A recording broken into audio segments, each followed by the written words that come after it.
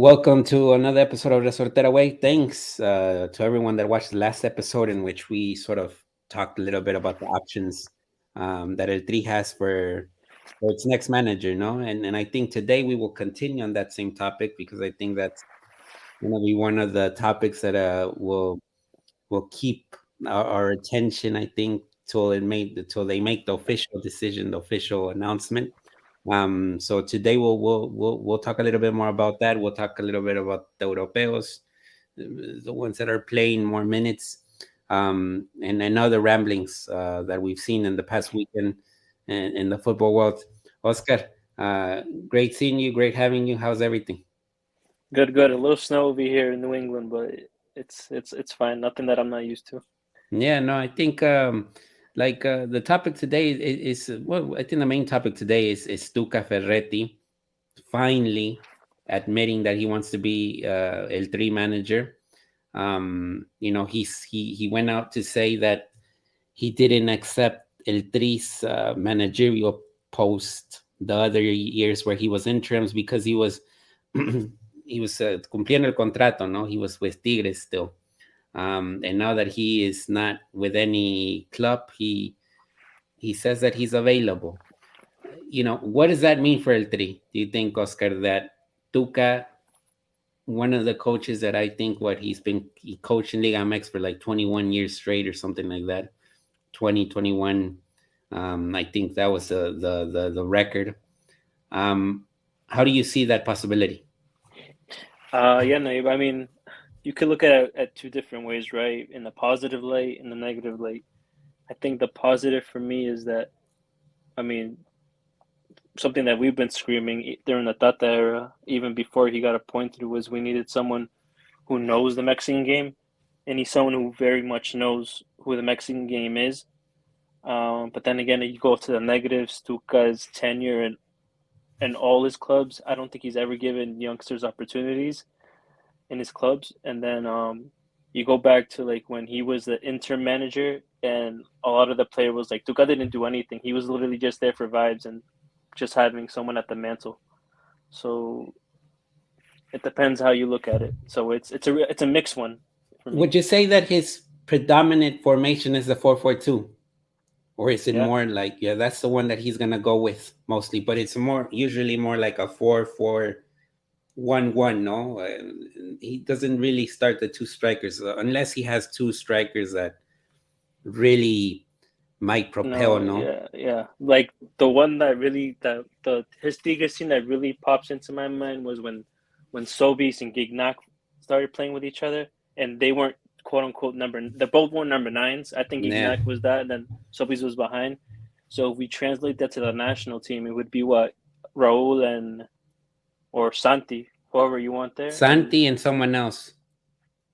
Um, Charlie, maybe Tecatito. Who knows? Santi Chicharito, maybe? Because, Tuca might include Chicharito back in the mix. Um, so, I mean, I think it's important. I think that one of the developments of Ferretti was that he converted Javier Aquino into like a fullback, no? That Aquino is a player that was mostly, winger naturally. But when he came back from Spain and landed in Tigres, I think Ferretti converted him into a fullback. So kind of gives you an idea of the type of fullback that he will be looking for. Um, he likes the two defensive midfielders usually. In this case, Guido Pizarro was his man, and then besides him was the Brazilian Carioca, no, if I'm Mm-hmm. mistaken. It's recent time, yeah. Usually those two. But then Pizarro moved back a little bit, and you could see a back line of three, no, especially when taking the ball out. Um, so I think there is a chance of variability with him. This is the reason last week I said Nacho Ambriz was my favorite, but by the looks of it, based on the stuff that I've been reading and the last news thrown out there, is that Ambriz won't accept an offer from the national team because he's focused on his Toluca contract. So this time, It's the the other way Tuca around. excuse is the other way around, no? And I think Tuca becomes a favorite to take over because essentially he knows the Mexican game, no? That he's been around for so many years, And I think that's something that El Tri has lacked with the Osorio proceso and with the Martino proceso. Um, there's nothing revolutionary about Tuca Ferretti, you know, but it is that sort of idea of like, let's stick home, let's stick with a guy that knows how this thing rolls. And I think another one that is very fundamental is a discipline. You know, when you see Tuca Ferretti, he does sort of evoke or like provoke in the Mexican player respect, and you know, you got to keep your shit together. I mean, let's put it that way. And I think that is something that El Tri needs, no? Especially with the idea, also highlighted last week, that there was divisions, no? Notable divisions, the way that certain players acted, the so-called experience, and the ones that are barely starting, no? And I think Ferretti will be able to put the ship steady in that sense. Um, will El Tri play an attractive style? I don't think so. I think it was going to be very, very rigorous and very, very reserved. Especially, don't be surprised that now if Tuca's a manager, and now that the U.S. is sort of proactive, no, there's going to be around, no, it's going to actually turn. That switch, especially with the group of players that are still disposable right now. Yeah, yeah. So now El Tri is going to be a little bit, defensive minded and a little bit more not so in control of the moment. But you never know. Maybe Ferretti does switch things around a little bit and doesn't become the version that we're so used to in Liga MX. No, maybe he does decide to go with a 4-3-3, which is, looking at it from the Martino perspective, it wasn't so eye catching, no. But I think there is some. I see more positives than negatives. I mean, negatives, like you said, the factor of not giving opportunities to the youth. But I think in El Tri, there won't be an option. I mean, I think he will have to use some youth, considering how old the average age for this national team in the World Cup was. No, so I think he will need to add new faces, um, and I think he's up for the challenge. In the interview that came out on ESPN Mexico, it sounded like a Tuca Ferretti that was excited, no, which is not typical. Motivated, yeah. It's not typical from him. He's usually serious and doesn't want to talk about stuff like this. But it sounded like he was ready, no, like he wanted it. But now let's see. I mean, like we said, Almada's out there still winning with Pachuca, and now I think the special thing about Pachuca right now is that he's winning without Victor Guzman, which was an important player for Pachuca last season, and it still looks like a well-oiled machine, no? So I think that's something that has been beneficial, or in quote, I think it helps his cause, in the sense of like how he has a pack of players um, that really believe his idea. No, definitely. I think I told you when you told me that it was like the actual possibility where that interview came out. I said I definitely take him over Piojo, like 1,000%. And you could just see more positives with Tuca than with Piojo because for one, you don't really know what he's going to come out with the national team. It's a completely different scenario to what he's used to at the club level. So, you know, it'll be interesting to see. The only thing I do fear also is I do think he's a little outdated. I mean, if you looked at like the Tigres timeline on Twitter or whatever, oh, forget Twitter anymore, but in the socials, you'll see that he No, was that's very that's stuck why in we his have you ways. here, Oscar, because you Yeah, still have Twitter. exactly. But I remember watching Tuca's last years. You were able to see it towards Tuca's last years in Tigres, like how kind of like stubborn he is to his own ways, and he's not going to adapt. Which I think in this day and age of football, you just have to because like we saw in Yeah, the World Cup final, that type of move that Deschamps does, Tuca doesn't do that. yeah. No, and look, I think that's why I say it's not revolutionary. I think with its limitations, um, the naming of Tuca Ferretti as manager will have its limitations. This is not, Tuca is not the manager that is going to be talking like Osorio, no, and using this terminology that was sort of like, or these tactical ideas. I think Ferretti, when you think about Ferretti, you think simplistic, no, and get the result no matter how, but get the result, no, which I think will be important for El Tri in the first months, no, especially in the Gold Cup. The Gold Cup, there's going to be a lot of debate there whether the chances of winning it and so forth. But the thing is, just winning it, and it doesn't matter how.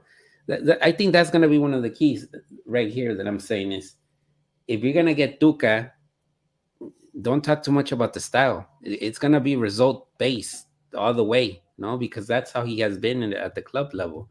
It wasn't that La Volpe with a stylistical sort of idea that was eye catching. But with Tuca, I think it's gonna be more or less, in my opinion, a proceso that gets shit done. No, that is not about like embellishing or taking the next step. Of course, taking the next step maybe, but it's just about getting the things done more than ever. Um, over here we've talked a lot about a long-term project. I think Tuca is the type of guy that can leave a foundation for a potential long-term project, considering Mm. all the years he's been involved, no, in the national team, no, in the national team and also in Liga MX, because I think in '94 he was an assistant coach, I believe. So he's been part of this whole history of Mexican football. But we'll see. I think it's positive that he's out there because I think Piojo as the last resort. Maybe I think that's that's what's going on right now. Um, Chances with Bielsa still, I think, are still open. But I think at the end of the day, Tuca wins a lot of chance. It Of checks a lot becoming, of boxes. yeah, checks a lot of boxes considering how the system is run in Mexico. Hmm. I mean, two quick things here, Nayib. First of all, whenever they announce who the manager is, more than 50% of the population who cares about the national team is going to disagree, maybe even more. The second thing is this is where it's really, really important where why we need people who are football minded over business minded. Because like you said, Tuca can lay down a foundation and you know whoever comes in next can carry on that torch. But if you bring in Tuca and then you bring in someone with a completely different style and you start from scratch, Yeah, that's not thinking long term. So in my head, I mean, these are just questions for me. I'm no expert. I've never been in a role, but you would think you would want to have someone who at least thinks at two World Cup cycles. I mean, just look at Portugal with Fernando Santos. I think that's his name, right? yeah, yeah, He won the Euro, had a decent World Cups appearance. Maybe this last one, didn't work out for him in a sense to some extent, but nonetheless, Germany has done it. Hansi Flick is now in that his proceso is 8-year tenure. Gareth Southgate is another example. You gotta be really committed and have a specific plan. I think you gotta think that long. You just can't think 4 years, and it's going to be more important now because, like you said, we don't have to worry about qualifiers, and most likely we'll participate in the 2024 Copa America too, which will yeah. be a huge, huge preparation for uh for being to evaluate a bunch of players because now we're not gonna have kids in the under 20s or in the participating Yeah, in yeah, and Olympics. and that's where the question about age comes in, no? Like, will Tuca have the age to carry an 8-year process, no? Or can he do these 4 years and then one of his assistants will take the torch for the next, World Cup, no? And that's where it makes sense to have Jimmy Lozano as an assistant. Nacho and Jimmy, I think, in my opinion. Yeah, But yeah, yeah. Or, what or do I just know? or just Jimmy, no, because Nacho wants to stay in Toluca. Yeah. Toluca will be a title contender this season, so that's definitely there. Um, I mean, I think in general we'll see what happens. I mean, I think it's a good chance that, like I said, that Tuca does. I think he's gonna be top three, finalist. There's still a lot of things that can happen, but I think he's up there now. I think the confirmation. He knows how it works in Mexico, and I think a lot of people respect him. So I think he'll win a lot of votes, no, because of of all the years he's been around the game. Um, he'll be there, and of course, then the critiques will come, like you said, Oscar. The specifics of like if is he outdated or not, or whatnot. We'll see. No, is this? I think his career, the many years he's been involved in the Mexican game, gives him that sort of His resume speaks leverage. for itself at the end of the day, to be honest, too. Yeah, the experience. No, but yeah, uh, changing topics. Um, it was a good game. No, the Feyenoord Ajax. I mean, you were able to watch it. I think it's nice when it's three Mexicans on the field. Edson, Jorge, and And Santi. Santi, Santi almost scored the winner. he Very, should very. have scored. To be honest, he kind of twisted at Edson's back a little bit. Not going to lie there, but he should Yeah, have scored, but unlucky. no, but I think Santi's season has been remarkable, no? Without a doubt. I mean, what I don't even know his goal tally right now, but it has to be ridiculously like it's still better than what we took to the World Cup. I think, right? Raul has Yeah, scored how many goals? Maybe two. One was a yeah. penalty. Raul is getting minutes with Wolves right now, but he's not Yeah. scoring. Um, Funes just got a hat trick, so fair play. Martin too, ese way también. He's doing this thing. yeah, but the thing with So Santi, no, is he's coming off the bench, and similar to like with Chicharito, no, that first season of like off the bench. So it's always that asterisk, no, of like yeah, he's coming off the yeah, bench. But I think still the proactivity. I think he looks very confident on the ball, decision making. physically he looks really good, right? Like I've never seen him use his body like he did in this last game. Like I said, I think he shook Edson off pretty easily every time he kind of had an encounter. Edson won like a 50-50 once with him, but other than that, I think Santi kind of threw him around, especially too because Edson was already playing 75 minutes plus, and then Santi came in fresh. And if people who saw the game, Ajax are pretty much on the defensive duties most of the game. Yeah, Finally, yeah. on the gas pedal there. No, but I think it's a big season for Feyenoord. In good position to win the league. Still lots to happen. I think in England there's still lots to happen. Even if Arsenal's on top of the table, I think there's still lots. It just Um, takes 3 losses, Nayib, and it can happen to them. yeah, I'm just yeah, picturing the Liverpool season. yeah, They exactly. And capitulated. then Manchester City with Haaland, and even we'll see if Newcastle and Manchester United make it a little bit closer. If they, I mean, I think that props to that game was good. The Arsenal Man U, great stuff, no? Um, it goes to show just a little bit. I was seeing this interview with Victor Horta, who was the sporting director of Leeds, and it was an interview with I think the YouTube channel is called La Media Inglesa, if I'm not mistaken. And Victor Horta basically said that the Premier League is the Champions League every week.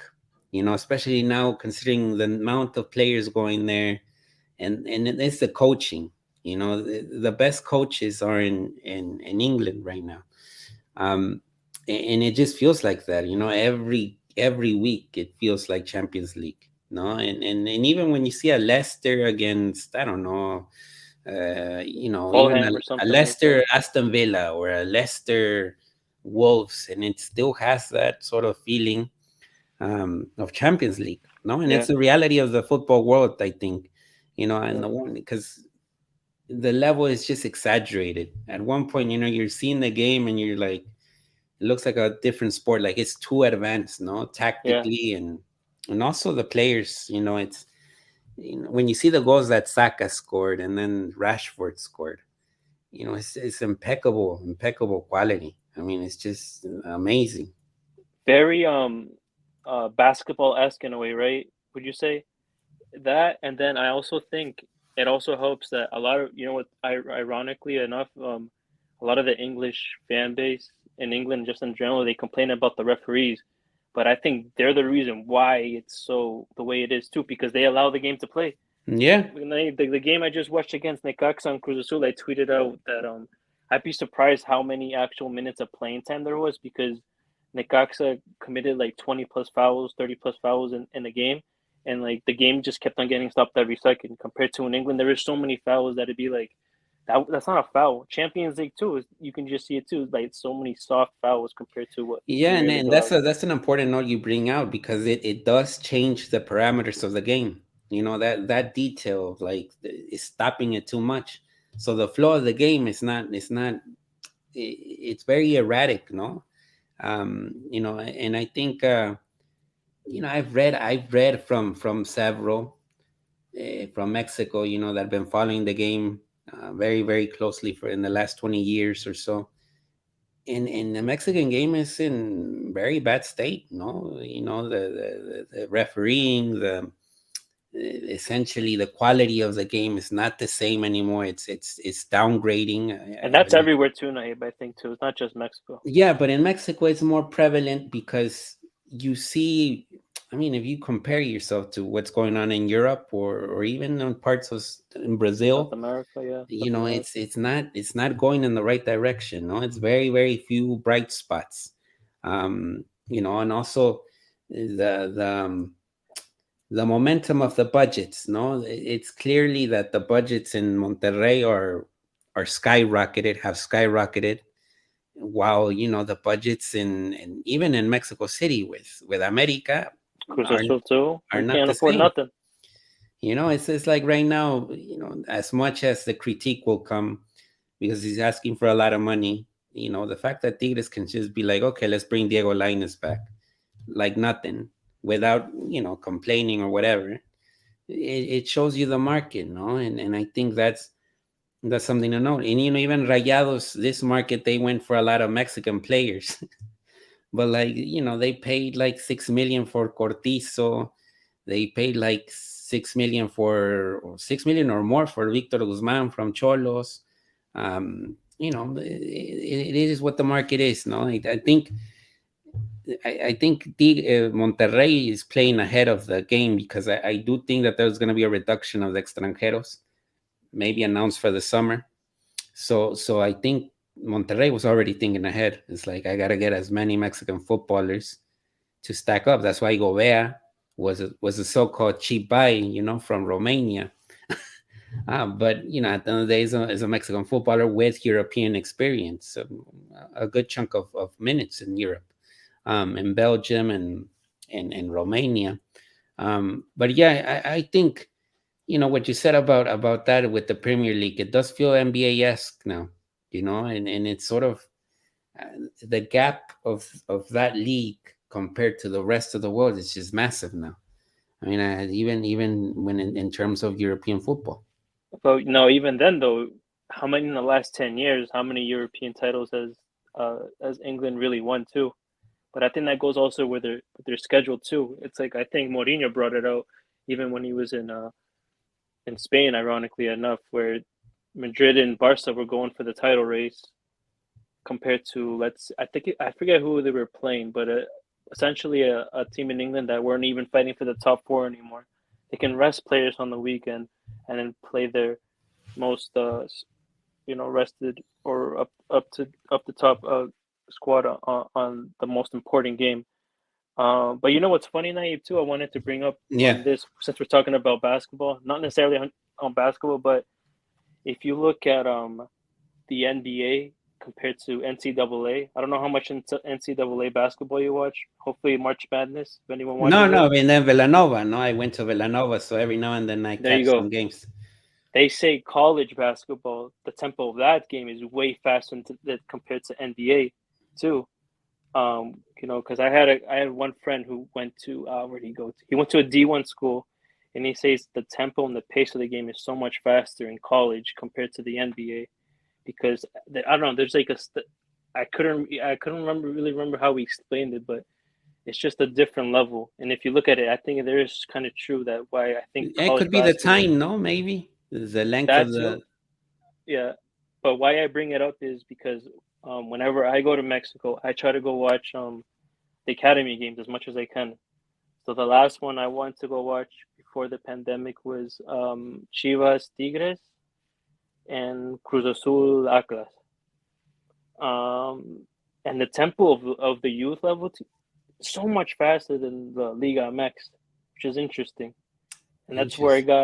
that's where I brought up the basketball, because if you talk to anyone, if you had any friends on the basketball team, that college basketball, the tempo is just so much faster than what the NBA offers nowadays too, especially with the rules and everything now with the NBA. Could But be a refereeing issue, yeah, no? También, like you said, with the refs in Liga MX, that's no, true. that they Yeah, cut yeah. the process of the game. But I don't know how, since in your time in Mexico, how many times you were able to go watch any of the youth games. But for me, I always found it far more entertaining, far more technical, far more fast paced game. And they were playing. I was in Guadalajara. I mean, it wasn't bearably hot, but it was like 85. No, not humid at all. But Yeah, yeah. it was a hot day, No, and and then they the tempo usually of the play game in was the quick. early hours of the day. I just don't know if you have any insight when you were over there. You were able to watch any of the youth games, and you found it the same. I watched several America games. In the youth, America Pachuca is one of those one that I can remember. Um, I think there is more speed, but you also see a lot of innocent mistakes. No, Oh yeah, still, obviously. you know Yeah, what I mean. obviously. Hmm. And also, it wasn't so eye catching to me. Maybe because it was the specific games that I picked. I think in Liguilla it was better. There was more intensity because of there was more to win, more to lose, um, than in a regular season game. But now you put me to think, no, with that idea. I mean, of course, when they're young, I mean, of course, the tempo should be more stimulating. No, the sort of desire to showcase something. I think there's more hunger, maybe, um, than You know what? And pursuit. I think some of the teams actually show their youth games on YouTube. So if you want to catch a game, look it up and see if you see it, and if you see if you have any difference. Because to me, I just find it far more entertaining, stylistically more than anything. Yeah, yeah, yeah. Uh, because I mean, you're obviously going to see innocent mistakes, but it's the same thing for me when I watch NCAA Division One soccer. I find it really entertaining as well. You're obviously going to see a lot of little innocent No, no, mistakes. and I think in Mexico, for example, when you think about Santos and Pachuca, and how Those sort are of they teams you want have to watch, yeah. how perfect they have their sort of their the steps that you got to climb to get to first division. And you see those young teams, those youth teams, and they sort of have the same idea as the first team, no? Yeah. And I think that's where you see essentially, how perfect the job is, no, and then how well the process is that the clubs do, no. So I think, in Mexico, those two examples are some that stand out. For example, Tigres too. Tigres has had great players in the youth teams, but they don't play in the first team. Which is, I think, very very hard. I mean, one of the dudes that was in the Tigres youth teams, was ¿cómo se llama? Atlanta United, Purata. Hmm. And look how successful he was in MLS. I think he scored like 5 goals or something, or more than that. But over there in Mexico, he didn't get any opportunities. He had to come to MLS to get the opportunities. Hmm. Yeah. No, but that's just something interesting. I don't know if like I said, when you were over there, that there's something to me that I always remember now going, because I said when I go back there, I try to go watch the academy games. And also it's also nice. One of the only times where these Mega Million clubs will actually let you in their facilities for free. Yeah, yeah. Funny enough, free advice to people if you want to go see Verde Valle in Guadalajara, which where I went, La Noria and Cruz Azul. I don't know if it is in with America Nayib in their installations if it was free also. Yeah, it was free. It was free, but you gotta be very, very. I think that in America they were kind of selective a little bit of like, are Oh you a really? journalist, or are you a family member? They ask you those sort of questions in America.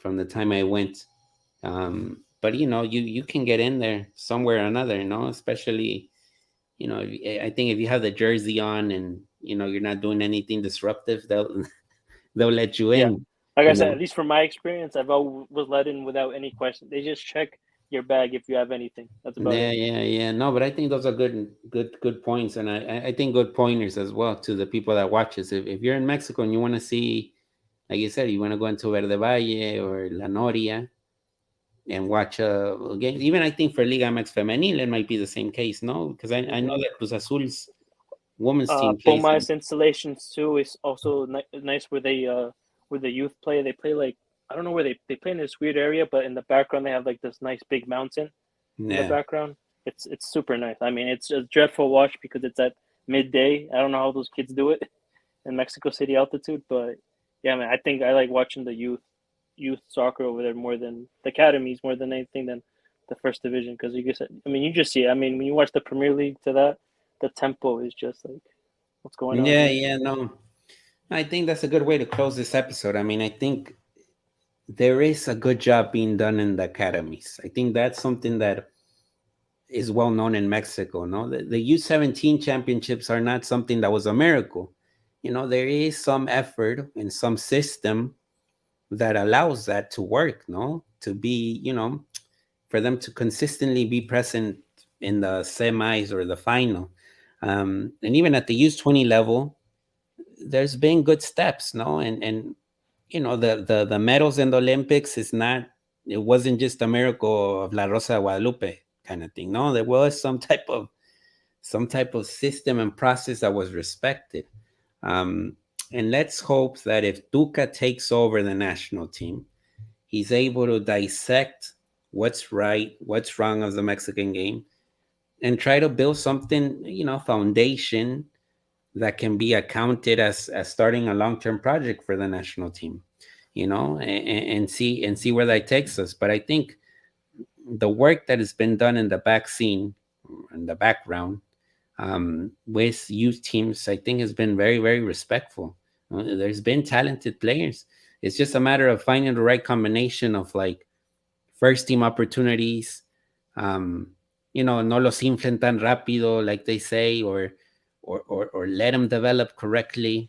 Um, It's hard though, yeah, yeah, it's very because I hard. mean that thing is too naive though. But at the club level, especially, they're thinking about the club level. They're not thinking for the national. They don't work for the national team, quote unquote.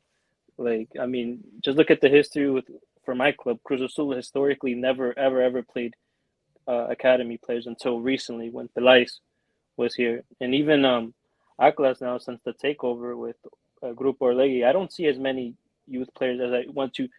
I mean, the amount Yeah, of yeah. guys that went through that academy, it was crazy. They've made some of the best footballers that we've had, Mexican footballers we had.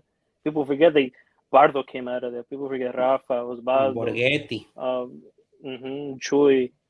Osvaldo sorry didn't come from Atlas, right? He came from Chivas, sorry. But so many No, players, yeah, yeah, yeah.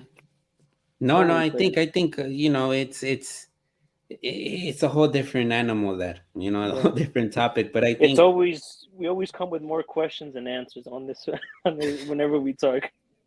and I think that's a good thing because I think a lot of people don't ask these questions and be like, "What?" Because not everything is bad. It's just the finding the right approach, no. And I think that's where Mexican football has lacked a little bit. Is what's the right approach, um, and it's not only a sporting thing. I think it's a marketing thing as well. It's finding the right route. And we'll see how that turns out. But you know, um, so many things in my brain. I know that's All right. it's just so much. Yeah, yeah, yeah. So thank you for watching, everyone. This has been another episode of Resortera Way. Thank you, Oscar, for the time. And then we'll be back with hopefully, you know, we'll see what the next topic will be. Something will arise hopefully Yeah, soon. as always.